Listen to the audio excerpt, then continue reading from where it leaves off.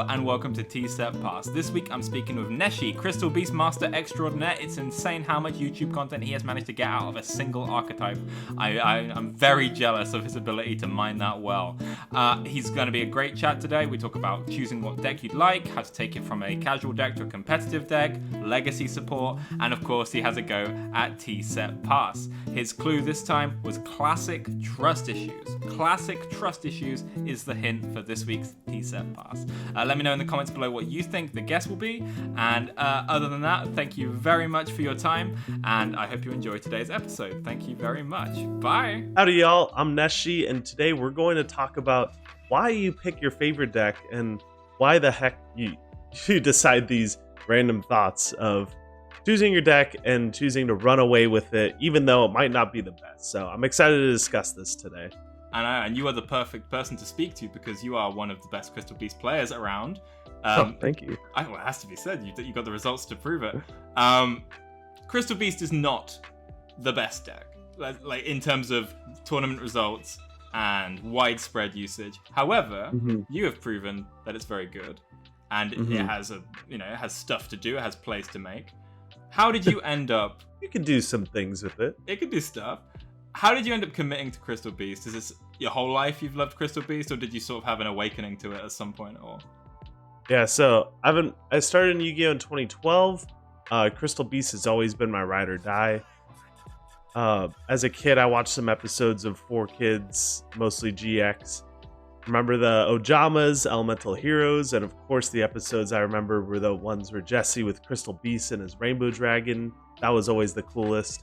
In 2012, going into high school, my friends were getting into Yu-Gi-Oh! And I was hesitant, but my friend threw me a box of cards and said, build a deck, it's time to duel. So of course, I couldn't turn down a challenge. I rifled through the box of cards. My eyes came across Crystal Beast Amber Mammoth, specifically. I remember that. And I became super intrigued. I asked my friend about Crystal Beast, and then he handed me Rainbow Dragon. And it was over at that point. Was that 2012, you said? Yeah, 2012. So you've been over 10 years ago. That's a very committed relationship with Crystal Beast you've got there, like just over 10 years now. That's amazing. Yeah, it's been a minute. And I was like, I'm building this deck. I'm going to summon Rainbow Dragon, and from the bulk of it, I managed to find all the Crystal Beasts except for Sapphire Pegasus. So I couldn't summon Rainbow Dragon just yet because I didn't have the 7th name, but I got really into the game, and for my birthday that year, I got the Jesse Anderson Duelist box and built the full Crystal Beast deck. And ever since then, I've been just running with the deck. Always been, I've played other decks, but Crystal Beast is always the deck I go back to. What kind of, when you're not playing Crystal Beast, what is the kind of deck that you would normally play on the side? Honestly, the decks that I play on the side are like decks that could work well with Crystal Beast, funny enough. So I've tried all sorts of things like True Draco, Pendulum, everything from combo to control, Sky Striker, Tri Brigade, anything like that. You have taken a deck and you've gone as meta as you can. You know, you've taken a less more of a rogue archetype, and you've really drilled on how to commit and to compete with it. What's sort of your mindset when you begin a deck build? So when you start the game, you know that you want to play Crystal Beasts, but how do you take the picture of Sapphire Pegasus that you like and turn that into a competitive build? So you're elevating what might be a copy of the Crystal Beast starter deck, the structure deck that came out last year. You buy that. Right. What do you do next? Like after you've got the meat of the deck, how do you take it to the competitive level? Yeah, it's kind of interesting because I know the core of the deck very well. I'm very familiar with the core of the deck, and like if I want to mix it with other archetypes like Runic, I'm like, all right, I know I need at least these 12 cards to put in the deck if I want to play a Crystal Beast version of it. But then you also got to think, what am I adding to another deck at that point? For the Runic build specifically, it's like Sapphire Pegasus makes Alan Bershin for circular, and you go to do Dugaras and you deep draw through your deck to find the Runic cards. And so it kind of works backwards and forwards. The Runic cards help find the Crystal Beast cards and vice versa. And so it's stuff like that where Mech Knights, Crystal Bond sets up 2 columns automatically for your Mech Knights. And it's like, what does Crystal Beast do to help out this other archetype? Or what does this supporting archetype do to help out Crystal Beast? So You kind of see synergies like that, but then if you just build the deck based on those little synergies, you fail to see the problem of, all right, what's the win condition though? Like, how do you win? So it really depends on the deck, because stuff like Runic, there isn't really a win condition. You just choke your opponent out of the game. But stuff like Crystal Beast Sky Striker, it's like, okay, you want to go into an Axis code and hit for a lot of damage. So it's like, it's kind of difficult in modern Yu-Gi-Oh! To nail down what your win condition is, because it's really just turn 3 OTK. But it's more like, what is your end board? That's kind of more what modern Yu-Gi-Oh! Is about. Like, your end board is your win condition. When you're going to a competitive event, you are not handicapping yourself, but you are with one deck. You have to figure out how your Crystal Beast variant is going to compete against everything else. Mm-hmm. What do you do when it's like a particular? Do you play every format? Do you sometimes sit formats out, or you're always on the grind trying to figure out, well, how are you going to take this into the? How are you going to take this to the win? Yeah. Sometimes when my friends and I were getting into hat format at the end of 2021, when Sword Soul was first coming out, I wasn't really in that format too much. So it's kind of like what my friends are into too, because like that's a lot of the fun for Yu-Gi-Oh! For me, is like playing alongside your friends and your locals buddies, right? Obviously I can stream and make content too, and that Master Duel has really helped with that. So I feel like I can always hop on a Master Duel and play whatever format, thanks to resources like Master Duel Meta to keep me updated on the format. Super helpful. But TCG, we have like DB Grinder and GGYGO to help you keep up to date on the format. Hakuna Maidata. Yes. But you have to do a little bit more digging. Watch videos. You don't have a site like Master Duel Meta, but I'll understand what the top decks do just by watching YouTube videos, and YouTube videos have been the most helpful. Those 3 channels I named off, Hakuna Maidata, GGYGO, DB Grinder, those are the best 3 resources to figure out how to beat the meta, and you can understand how your deck can do it too. What I like about specifically Crystal Beast Conclave Control is you can throw whatever non-engine you want. If you need books in the format, you can throw in books. Super Poly, you can do that as well because the extract's flexible. So that's what I really like. It's kind of like a Swiss Army knife for any format. Necro Valley being the overall silver bullet. Same with Baguska, but mostly Necro Valley. That's like the biggest foothold that Crystal Beasts have in the meta. And it just so happens that if every deck hates Dimension Shifter, every deck also hates Necro Valley. So it's nice that we're able to use that as a win condition. And in an ideal world, Yu-Gi-Oh! Without floodgates, I would love that. That would be great. And I would just play Miracle, Conclave, like all of those defensive trap cards in order to win, like eventually summon Overdrive. But of course, we don't live in that ideal world, so I have to Necro Valley Baguska people. What do you think is the sort of best build for Crystal Beast right now? We just had a new ban list. Obviously, you might be sort of checking options, and we don't 100% know what we'll be seeing at the next big event because obviously Kashtira has been taken down a peg. I think we know the 2 things we're going to see the most at the next big event. Let's be honest. Yeah. How do you think Crystal Beast competes against those big decks like Unchained and the rest of the Power Gang? And what are you gonna do? Sort of obviously, don't reveal any secrets that you might be cooking yourself. But like, no, I'm always open to share text because like if anyone's going to take Crystal Beast seriously, I want that to be a thing. If it ever gets to the point where I have to withhold information, that's when it's crazy. So I'm always willing to share Crystal Beast text because I want to help improve the community as a whole. Up until Crystal Beast gets more respect, you know what I mean? Yeah, 100%. I'm personally playing Conclave Control. Advanced Crystal Beast got a nice buff with a Rise Heart Band and Magnamute to 1, so that's super nice. I just made a video on Advanced Crystal Beast, so it's just more relevant in terms of the ban list. That's why I made that video. But the best deck is still Conclave Control. It's the one with the most results, albeit not recently, but it does have the best options against Unchained, which is the best deck de facto. Necro Valley shuts off their grind game, and Pegasus being a 1-card dweller, that's pretty nice to have as well. I think Dweller will be coming back in force now that Arise is gone. Definitely. And it makes me almost consider not playing the Salvation Engine, because Crystal Beasts don't care about Dweller, all except for Rainbow Bridge of Salvation. That's the one card effect that they have in the graveyard that's like absolutely necessary. Yeah, makes sense. But, don't want to be caught unawares against it. Yeah. So Crystal Beasts have a good Unchained matchup, but Pearly is the second best deck. And, Crystal Beasts can make the Gooska, but man, going second against Pearly is a really uphill battle. You have to have a good hand and be able to play around the Nord disruptions in order to have a chance. And so it's a very difficult matchup, especially because Pearly cards all hit cards on the field, and Crystal Beasts love being on the field. They don't really do stuff in the graveyard, so it's just very much the one deck that, man, if only we had graveyard effects to be able to book things, like a Tackle Crusader kind of card would be nice. Welcome to TGSAnime, the guessing game, where I will make a Yu-Gi-Oh! Or Magic or Pokemon content creator guess what cards I have face down on my Yu-Gi-Oh! Board. I have something in the Monster Zone face down, and I have something in the Spell Trap Zone face down, all legal choices, but they only have a hint to guess it from. It could be as classic as Monster Reborn, or as fresh as Sidenet Mining. All you have to do is guess the hint based on the clue. The guests have 3 hints to narrow down the 2 cards, and when they have used up those hints, they have 2 guesses per card. Let's see if today's guest can get it right. Your first hint is classic trust issues. Was the monster normal set? It's a tribute set. Yes, the monster is able to be normal set. No, so it's level 4 or lower. Classic trust issues. Is the set card a normal trap?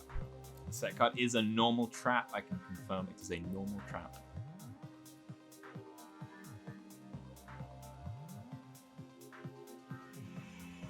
The set card is Mirror Force? The set card is Mirror Force. Wow, let's go. Nice, easy All right. one there. So now you have 1 question left and 2 guesses on the monster.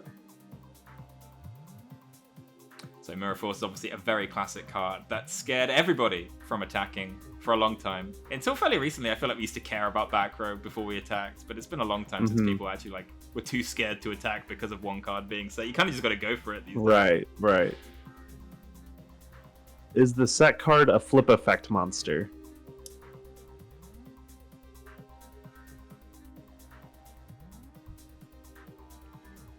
In a way, but not. It's not a flip monster, but it is in a way. Okay. Trying to think of cards that are like when this card is flip face up, because I imagine that's what it is. It could be, but it's not a flip monster. I can confirm it is not a flip monster. Not a flip monster. Like my first thoughts are like, I'll walk you through my thought process. Like, can't be like Man-Eater Bug or Magician of Faith. Can't be any of the hand cards like Fire and Ice Hand because they're not flip. Thing like Mask of Darkness. Can't be that. Raikou. Super Nimble Mega Hamster, I'm pretty sure is a flip monster. It is, yeah. I was going to use Super Nimble Mega Hamster for your hint. I was going to use it with a different hint. I was going to go for like something like Furry Friends, and I have the Super Nimble Mega Hamster on my desk that I was going to use, but I went for this one instead. Raccoon Tantan, I'm pretty sure is a flip monster. Yeah.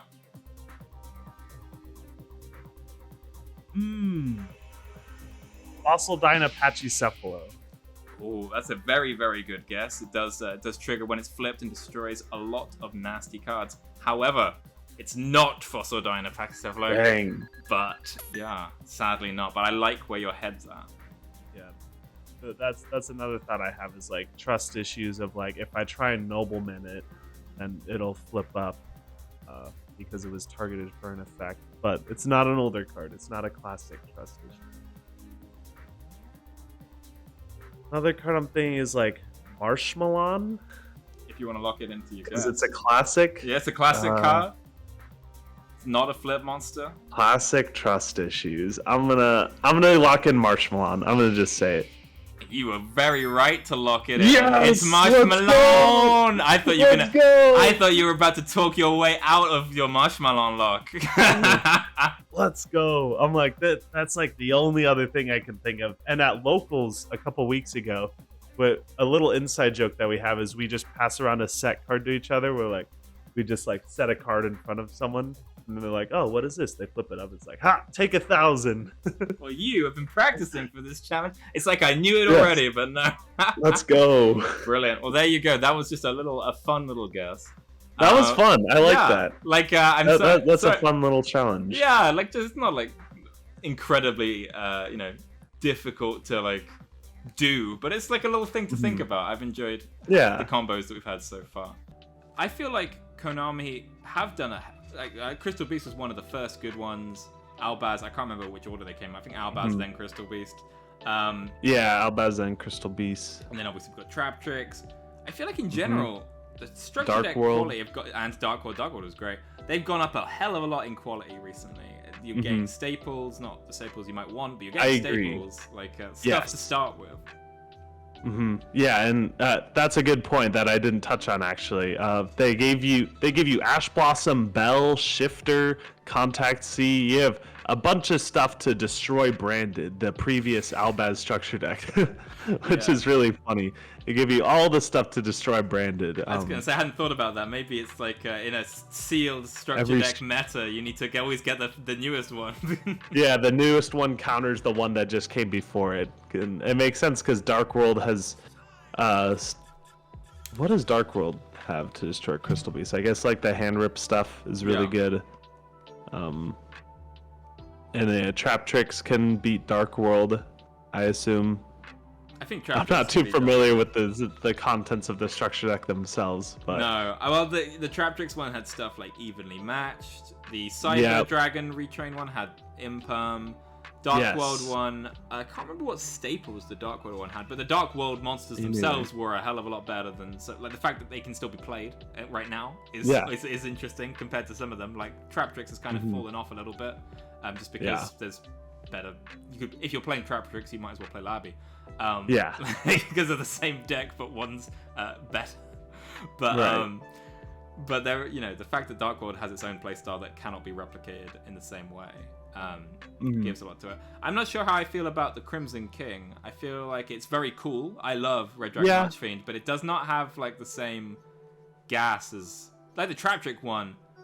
You get your 3 evenly matched. That's gonna stay in your deck until they ban evenly. Like What staples do you get in that? I'm just looking through. Pot of Extravagance, but we got that in the branded one, so that's not the first time we've got that. I'm not seeing many staples. Let's have a look at the monster cards. Some Danger reprints, but that's like...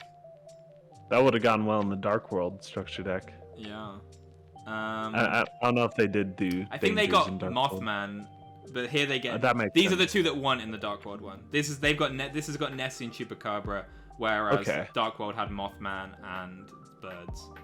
Bigfoot and Thunderbird as well, I think. Gotcha. This it doesn't have a lot of splash. Legacy support. Now, legacy support is a big part of Yu-Gi-Oh! And this is when Konami release new cards that revitalize an old archetype. Sometimes the new cards are so new and fresh that they kind of invalidate the whole of the old archetype. Looking at Volcanic, their new cards, you're not going to be running a lot of Volcanic Hammerheads and all of the old Volcanic cards. You're running the new ones with maybe some scatter shots if you want to be fun. Crystal Beast is interesting because it's one of the few archetypes that have received fairly consistent legacy support. That they haven't just gone and replaced the whole main deck. They have said you are playing the original Crystal Beast. We're playing the 2007 Emerald Tortoise, and you're gonna like it. Yeah, I think that's so fascinating because I feel like if it was any other deck, they'd have just made Neo Crystal Beast Emerald Tortoise, and it would have like a fairly modern, decent effect, and his name would count as old. You know what I mean? It's interesting that they're like, you are playing the crystals. You watch the anime. There's only 7, and that's what you get. What do you feel about the way Konami's been doing legacy support in general? And then I'm interested in what you think about Crystal Beasts specific. Yeah, I mean, you look at legacy support like Crystal Beast, where they pretty much just gave them the most busted spells and trap cards in the game, but the monsters don't do anything.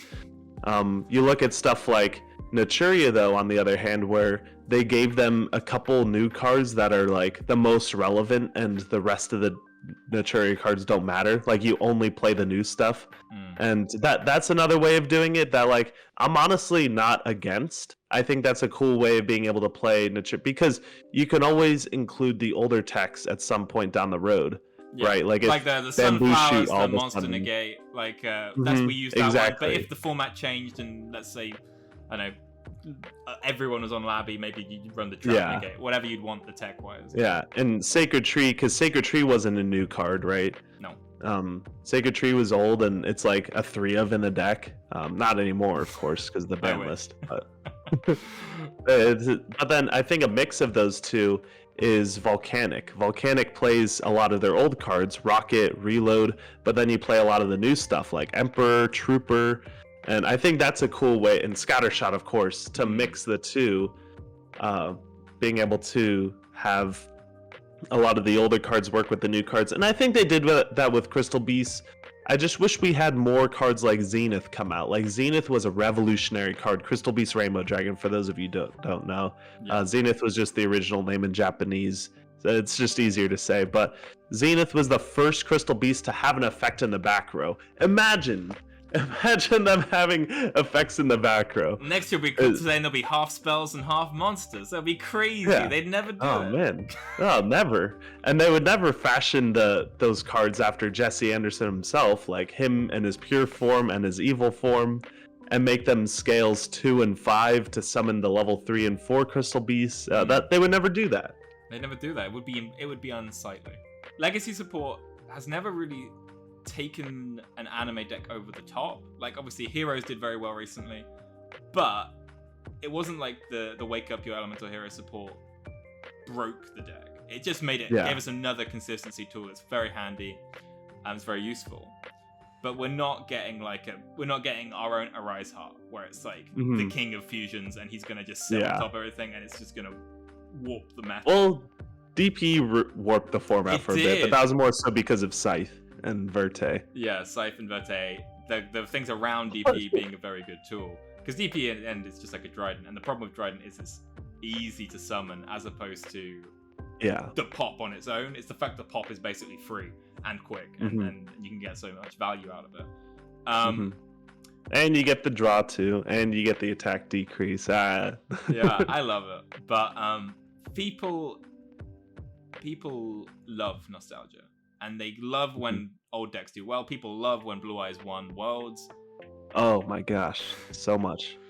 It's interesting. Why do you think Konami doesn't push anime? Because if they wanted to, they could just be like, the next pack, it's Dark Magician versus Blue Eyes. And Dark Magician is now getting his own Scythe that locks Blue Eyes out of dragons. And Blue Eyes is getting like his own Dryden that... Why do you think they don't just like go hard in the anime? Because if they wanted to, I feel that's just like Money Machine. If they made Crystal, Hero, Blue Eyes, Dark Magician, the metaist decks, and put the chase cards as them, good players would go after them. Like TCG meta, people who don't even care about the anime, don't care about the nostalgia of it. But I feel like then these nostalgia chasers would get in the game too. You get your Logan Pauls or whatever. Not that we want Logan Paul type people in the community, but like he would be like, I'm gonna get the most expensive Blue Eyes deck, and then he'd go to whatever. I don't know why they don't do it. It feels like money on the table that they're not taking. Yeah, I've struggled with the same concept. It's like it would just make sense, and if they stopped printing new archetypes and just supported old archetypes, that'd be great as well. My theory is they want to keep people having two separate spheres of decks. You have people who have a casual deck that from the anime that they really like as nostalgia, and they're going to keep building on that as like their little pet deck. But they also have a meta deck that they bring to tournaments, and I think they want to keep having people buy two decks and that kind of thing, where you get to hit on both sides of the market. The anime purists are going to keep buying the new Dark Magician stuff, and the competitive players are going to keep buying the most competitive decks. And I've always, to answer the question of why don't they just support, my own question of like, why don't they just keep supporting old archetypes? Because people can always find their new favorites off of a new archetype. Like a new archetype comes out and it's like, this could be my new favorite. And I think that's a draw that happens where people can jump on it and be like part of the origin story of creating the deck. And I get that, but at the same time, it would be nice to see older archetypes fleshed out because a buddy of mine really loves tunes, and man, I just really want him to have great tune support, but instead he gets stuff like Prank Kids and Sprite, and he bought Prank Kids and Sprite because it's like kind of similar. Yeah. More so Prank Kids, but it's like those aren't like his. Those are some of his favorite decks, but those aren't like top of the top. Where it's like, man, I just wish that they just made more tune support instead of making like Prank Kids, you know, something like that. I agree. I think that's sort of like why stuff like Pokemon is like a powerhouse versus Yu-Gi-Oh, because they can always bring back Pikachu. You know, yes. There's not like that heart for Yu-Gi-Oh because it depends when you came in, and I think with Sonic as well and Digimon as well, franchises that continuously reinvent themselves are inherently harder to chase as like a big phenomenon. Like if you let's say, you know, we watched original Yu-Gi-Oh, for us maybe like the most iconic card would be Dark Magician, or maybe somebody who 2010s their first series was Zexal and they love numbers and they love Utopia. Their nostalgia is very different than our nostalgia would be, whereas Pokemon is always going to be Pikachu, and it's obviously there's more Pokemon either side, but there's like that unifying brand. Ash until like the last year was the main character. If I tell you who my favorite main character of Pokemon is, it would be either Ash, and then somebody who's watched it for 4 years now, like some 11-year-old, they would have grown up watching Ash. It's one continuous franchise that never ceases. Yeah. Whereas Yu-Gi-Oh has reinvented itself several times. Sonic, if you like Sonic, do you mean you like 2D Sonic? Do you mean you like Sonic Adventure? Do you mean like Sonic from 2010s? Same with Digimon. They reinvent and change, and that's partially why I love them, because I've got my dark Yu-Gi-Oh over here with Egyptian themes, and then I've got silly little Pearlies over here with their cute little things. But it's not consistent, and I think maybe that's choice versus consistency. Yeah, I think you bring up a good point where it's like, I feel like Yu-Gi-Oh could be bigger if it just stayed consistent with creating retrains of its characters. And I think that also might be a factor of not having set rotation. You know, you can't have the 40th Neo alternative Blue Eyes White Dragon Supreme rollout. That's like the new Blue Eyes card. I was going to say Blue Eyes support would beg to differ. I feel like they've already reached that one. the Neo ultimate alternative. Squeeze in every last new name they can out of it. Shining Neo. We need a Shining retrain. We haven't had a Shining retrain yet. So there we go. That'll be next week. That'll be in with the new Adidas shoes. That will be.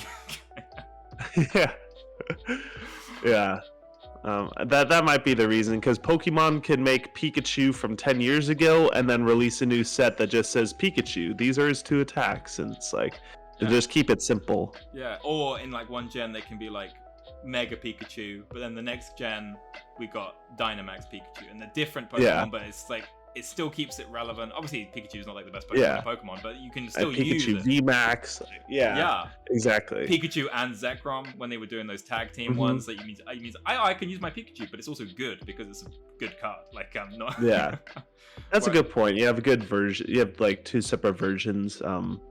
But it might be a little crazy with like over 20 years of Yu-Gi-Oh! Of trying to do stuff like that, and that's probably why they roll out old, like new archetypes, because people might see Yu-Gi-Oh! From like Burning Abyss, when Duelist Alliance first came out. When I think of Yu-Gi-Oh! I think of Burning Abyss, right? So like Yu-Gi-Oh! Really has just changed its face over and over again over the years, and that might have hurt the franchise more than it helped. I think it helps. You bring up a good point. I haven't thought about that. Yeah. I was thinking about this. I hadn't thought about this from a Yu-Gi-Oh perspective until now, but I've often thought about this as a Sonic fan. It's like, for me, Sonic is Sonic Adventure and Sonic Adventure 2, and they are my favorite Sonic games. They haven't made a Sonic game like that since 2006. So if anything, my Sonic hasn't actually been relevant for a very, very, very long time. So as a Sonic fan, I haven't loved a Sonic game since 2006. But I still love Sonic, but it's hard to sort of say it in the same way, because like my game is not the same game anymore. It's a different one. It's for somebody else now. And I guess that's part of like letting go and growing up with franchises. And it's do you commit? Do you double down harder into the Yu-Gi-Oh sphere, which is what I've done recently. Right. I mean, even stuff like Donkey Kong back in the day. Like Donkey Kong used to be this big guy on an arcade machine, but then when they made Donkey Kong Country, when Rareware made it, they transformed him into this goofy guy, and it's great. Yeah, but someone separate somewhere, versions. someone somewhere doesn't like happy Donkey Kong. They only want Exactly. Yeah, and you can never make everybody happy. Yeah, I think you hit on a good point there. Like, it could still be the same character, but they kind of reinvent him, and that's a good point. Well, there's a reason why Mario is bigger than Sonic, because Mario is the same guy and has always been the same guy, and why Pokemon is bigger than Yu-Gi-Oh, because it's the same series. And I think you look at their like, and obviously I'm always partial to sort of the underdog. I like my Digimon more than my Pokemon. I love both anyway, but I do feel like there's a reason why the other one is the winner in terms of money, and it's the consistency behind it rather than me liking the weird alternate indie one that they had on the side. Thank you for your kind gifts, Lewis, Sean, Ben, John, Zaid, Z, Corin, Eric, Wolfie, Joel, Cat, and Chaos. Big appreciation all round.